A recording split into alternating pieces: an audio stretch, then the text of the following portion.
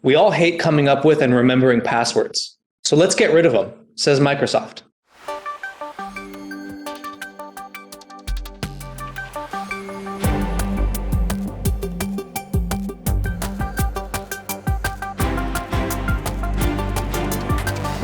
I would love to live in a world where Password123 didn't exist anymore. Today is not that world yet, but we're getting a little closer. So last week, Microsoft announced that their general population of users can now log into their respective Microsoft accounts without a password. And more importantly, that account actually doesn't have a password associated with it at all, which is a wild concept to many, but it's not a super new concept. I think Yahoo actually implemented something for their email service years ago. You can have a Yahoo account that just simply doesn't have a password associated with it, which I think is pretty cool. You just use their app. And then even Microsoft themselves, I think they allowed work accounts and was it school accounts to be set up in a passwordless manner earlier this year. So this new sort of development is now any personal account, Microsoft account can be set up without a password, which obviously represents a much larger user base than just work and school. But again, it's not like a super new concept. But essentially, how you log into an account that has no password associated with it, there's a couple different ways of doing it. One of them is with an app on your phone, on your smartphone. Microsoft makes an app called Microsoft Authenticator, and essentially you set up the account. You scan the little QR code, and now your phone is sort of a trusted device. And when you go to log in, you get a little prompt on your phone, and you have to accept it or deny it. And the idea, of course, is that you have access to your phone, and phones are pretty secure as far as unlocking the device itself. So if you're on an iPhone, it'll use Face ID, or it'll use Touch ID. If you're on other phones, so there's different mechanisms of authenticating to your personal device. But the idea is you've got to do that first before you can actually authenticate to the service that you're looking to do. And in this case, it's a Microsoft account, which is pretty cool. The other way of doing it is with like a hardware key, something like a YubiKey, which is just like a little USB device. It's got a little code in there. You plug it in. You have to physically plug it into your computer, and then when prompted, you push a little button, and it sends the code, and voila, you're in. So it's a very different approach to authenticating than just simply typing a password in. But it's generally more secure because there's two reasons why, actually. If you read Microsoft put out a blog post on it, and if you read it, there's two things that they talked about. The first one is that passwords are inconvenient but secure, or they're secure, or they're insecure and very convenient.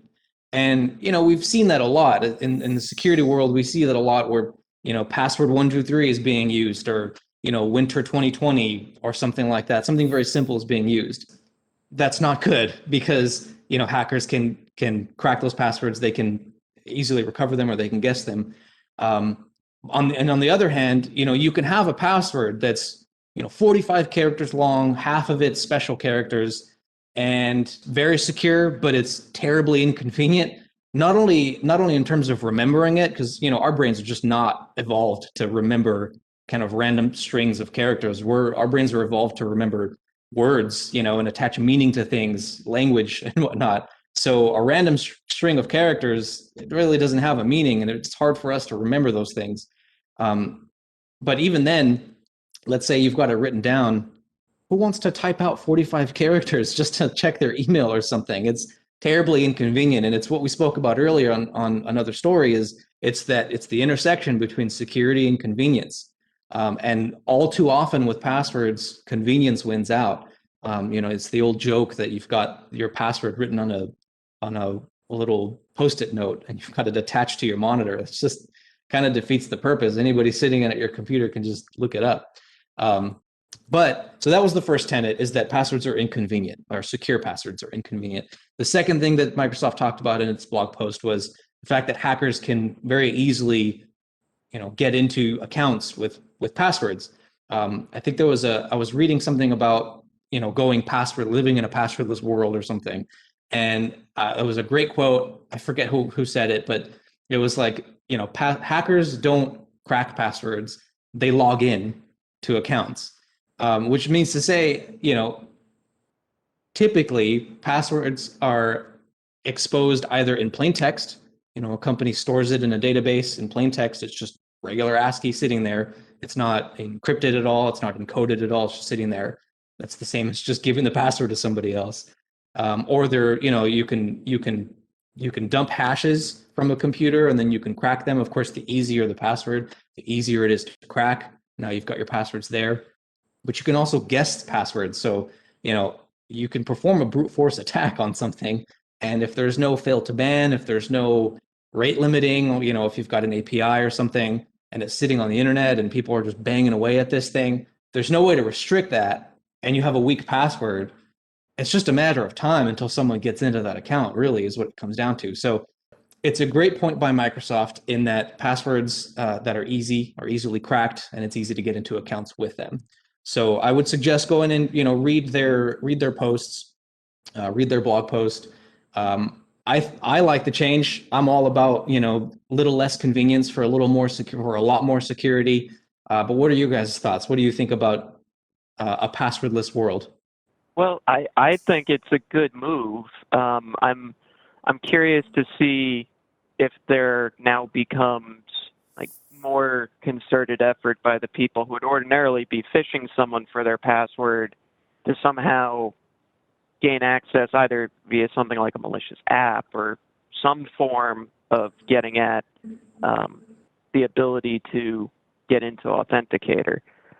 But the one thing I found really interesting was that while you could use something like a YubiKey, it didn't sound like this was compatible with any of the other Authenticator apps yet. That something like, say, Google Authenticator or Authy, the QR code isn't compatible yet. I don't know if that's something that they'll eventually roll into, or if they're looking to say, well, if you're using a Microsoft service, use our Microsoft Authenticator. Yeah, hopefully that does get easier, because the last thing I shouldn't say the last thing, but one thing that I can foresee that would be kind of sucky is having like 4 or 5 different authenticator apps. Because Microsoft has one, Google has one, and then there's tons of third party ones. What would be really nice? One authenticator app, and everyone just talks to that one, and it's really secure. That would be really great. That'd be actually really convenient. It's the intersection again. So you're right, Ken. Hopefully in the future that it becomes more compatible with other authenticator apps, because that is just would be much more convenient. I think personally, passwords are simple. Like Password123 is very nice, simple to remember. But every time I want to come up with a complex password, I need to take some time. Think, pause. Like you said, it can't be a dictionary word. It can't be a sentence. And it's really hard to come up with some fast phrase and remember it, like you said. And even though if I remember, for example, you're trying to log into your system because you have certain number of characters, maybe more than 15, probably my memory is getting a little murky, and I may make a small typo. And what happens is there's the inconvenience factor you mentioned. I try for 3 to 5 times and my account locks up. And the next time a user wants to reset the password, guess what they do? They try to come up with the simple password. I think this is the perfect way to make that things go away and come up with better login mechanism. I'm all for it.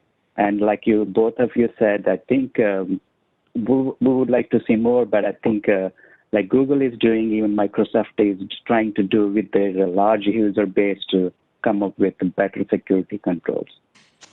So that would be my happy thought. It goes back to convenience against security. People don't want to remember, or they find it hard to remember longer, complex passwords. And you mentioned even, Ganesh, passphrases, which is sort of different than a traditional password, a traditional like 8-character password that contains a number and a special character. A passphrase is more of like 4 or 5 different words strung together in sort of like a sentence, but not really, because each word it's meaningless. They don't connect to each other at all. The 5 words as a whole don't actually represent any sort of larger meaning. It's just sort of 5 random words. You know,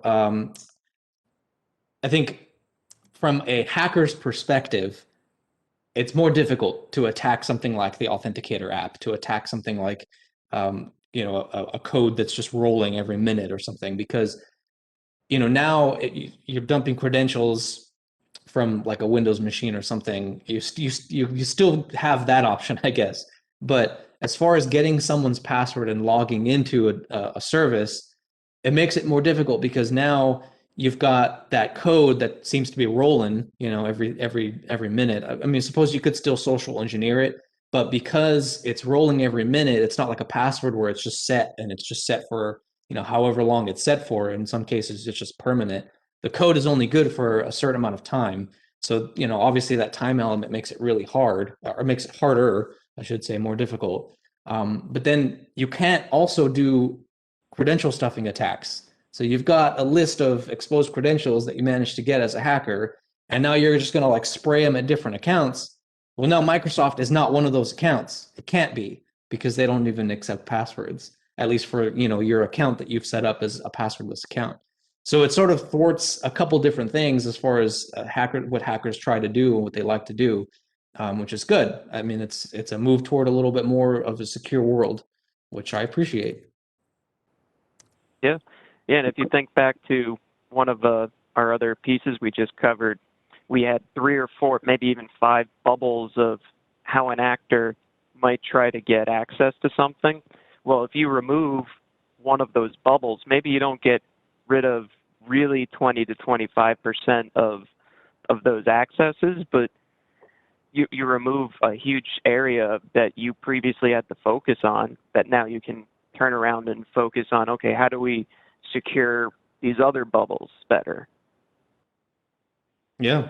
Yeah, you definitely reduce it by optimistically 25% at its Right. ceiling, right? At the high end, you're reducing the attack surface by 25%. But I mean, realistically, it's less than that, but it's not zero. And I think that's the important part. It's more than zero. And count that as a win. That's good, because we talked about in that earlier story, defense in depth, a multi-layered approach.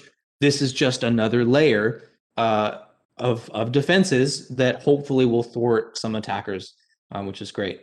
I do also want to mention, though, so I went through and I went through the steps and I set up the passwordless account and everything, and the whole process was really nice and convenient.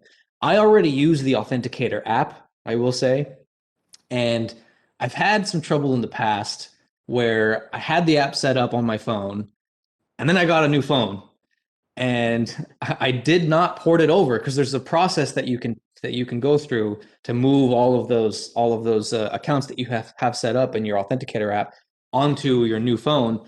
And I was excited that I got a new phone, and I just didn't think about it. So I set up my new phone and I wiped my old one, and I was like, great, I'm good to go. And then I was doing something where I needed to log into an account that I had the Authenticator app set up for, and I I opened the app, and the app was like, "Hi, first time user. How would you like to proceed?" And I went, "Oh no, that's a little bit of a problem." So I mean, I will say that it's not without its challenges.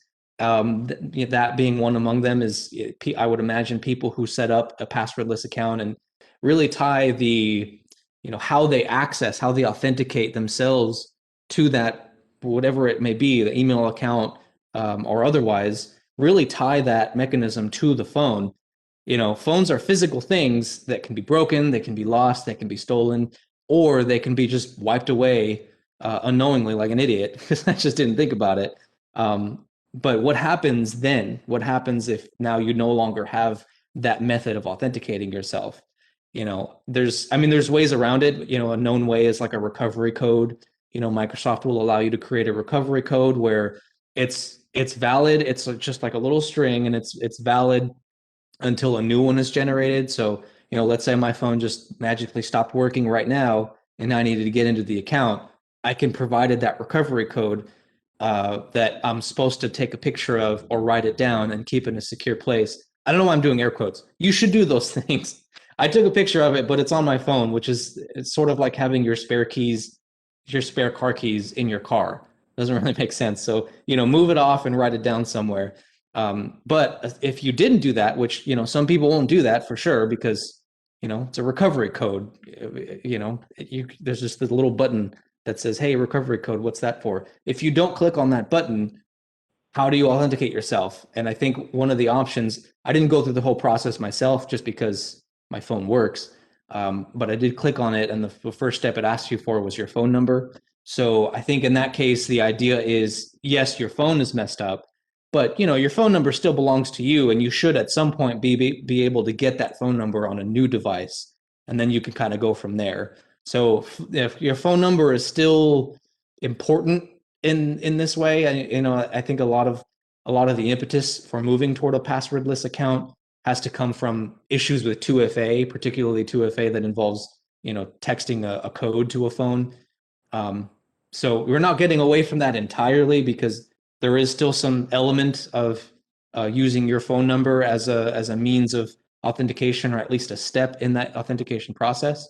But it is a step forward, and I like that I'm seeing. I mean, Yahoo did it, like I said, Microsoft did it in other areas, and I'm sure there are other companies and other services that exclusively allow passwordless accounts.